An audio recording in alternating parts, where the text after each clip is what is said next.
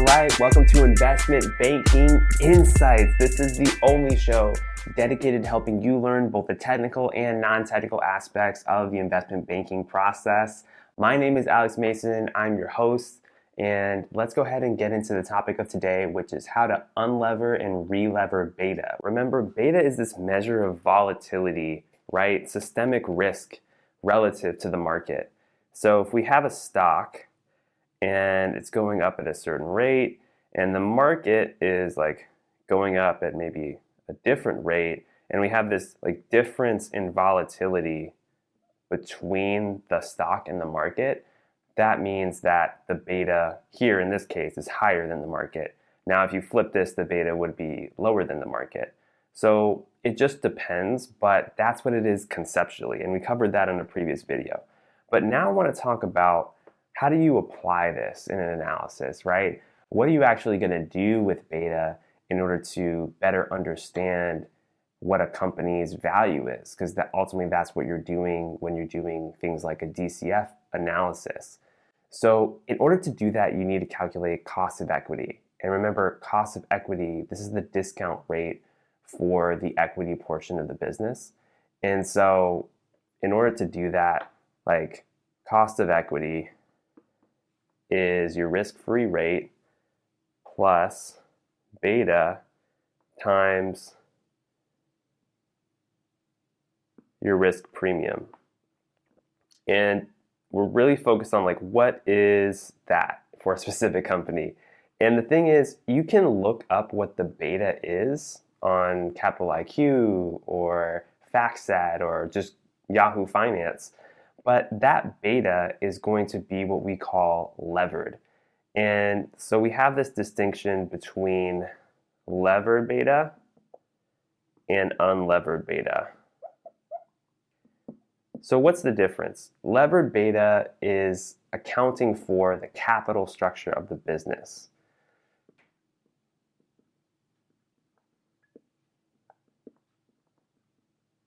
Whereas the unlevered beta, it doesn't. It's really focused on the movements of the asset itself. So this is no capital structure. And let me make this even more plain. So with levered beta, it accounts for the fact that a company may have a really high debt burden, for example. Whereas if you take the exact same company with a lower debt burden, it's going to have a different levered beta, right? And that makes sense because beta, remember, we're talking about risk here. Debt increases risk. And so with less debt, you're going to have less risk and theoretically less volatility in the company's stock. So if we want to actually use beta in an analysis for cost of equity, we need to better understand what the unlevered beta is first among a set of comparable companies, and then relever the beta for our specific company situation. So let's walk through that. Okay, so let's say that I have a target company. We're just gonna call it T for target, and we want to know what beta to use. So beta is unknown right now. But let's say that we do a comparable analysis and we come up with a couple of different companies that are very similar to the target company, and we can look up their betas. So let's say we have company A, B, C, and D, and let's just say, we find that they have, one has a beta of 1, another has a beta of 2, another has a beta of 1.5, and another has a beta of 1.5. Okay, so we have betas for this comparable set, but we can't necessarily just take the average and then apply it to the target. We have to account for the fact that all of these comparable companies have different capital structures baked into their beta. So we want to unmask that first, then we're going to take the average, and then we're going to apply it to the target and apply the leverage ratio to that target company in order to come up with the levered beta we want to use. So let's go ahead and do this right now. So these companies have a levered beta, but we really want an unlevered beta. But how do we go from levered to unlevered? Well, the good news is there's a simple formula that we can use to calculate unlevered beta if we know the levered beta and a couple other pieces of information. So let's go ahead and just write that formula now. So unlevered beta equals levered beta divided by 1 plus 1 minus the tax rate times debt divided by equity. So basically what we're doing here is we're kind of like accounting for the capital structure here with this debt over equity, and then we're factoring out the taxes, and then we're dividing that into this levered beta. So this is the equation right here. So once you have a comparable set of companies that you're looking at, look up the beta for those companies, and that's your levered beta. So then you have that. Assume a certain tax rate for that company, and then you're also going to look at the balance sheet of that company to figure out the debt versus equity ratio. Or you could just look up the ratio because that's easily accessible from financial portals. So now you have all the pieces of the equation. You can solve for this unlevered beta. So you're going to go ahead and do that for each company in your comparable set and then move on to the next step. Okay, so let's say that you just have some number. I'm just going to make up some numbers here. And these aren't real numbers, but just for the sake of illustration.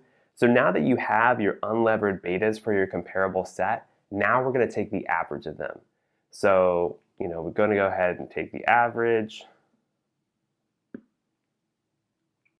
So this is somewhere around like 1.2 or something. I'm, just estimating here. So now we have an average unlevered beta for our comparable set of companies. Now what we can do is apply that unlevered beta over to our target company and re-lever it. So now we have to use a different equation in order to re-lever the beta for our specific capital structure for our target company. So let's go ahead and look at that formula. So levered beta is equal to your unlevered beta multiplied by 1 plus 1 minus your tax rate times your debt divided by your equity. Yeah, so basically what we're doing here, this is just like the inverse of the other equation. The tricky part is that just remembering which formula to use. But conceptually, the important thing is that you understand what's going on here. The equations, you can always look up equations, right? So again, we're applying the capital structure, this time of the target company. So this is our target company's capital structure and our target company's tax rate. And we're taking this unlevered beta that we calculated over here, and we're plugging it right into here in the equation. That's going to get us our levered beta for a target company. And that's it. That is the process of unlevering and relevering beta and the why behind why we're doing it. We're trying to get a actual beta for our target company in order to calculate the cost of equity. And of course, you need the cost of equity in order to do a discounted cash flow analysis or that kind of valuation. So that's basically it. It's a little bit convoluted at first, but once you run through the process a couple of times, it feels more intuitive, just like any of these concepts. So that's what I got for you today here on Investment Banking Insights. My name is Alex. Thank you for liking, subscribing, all that good stuff, and I'll see you on the next one. All right, bye.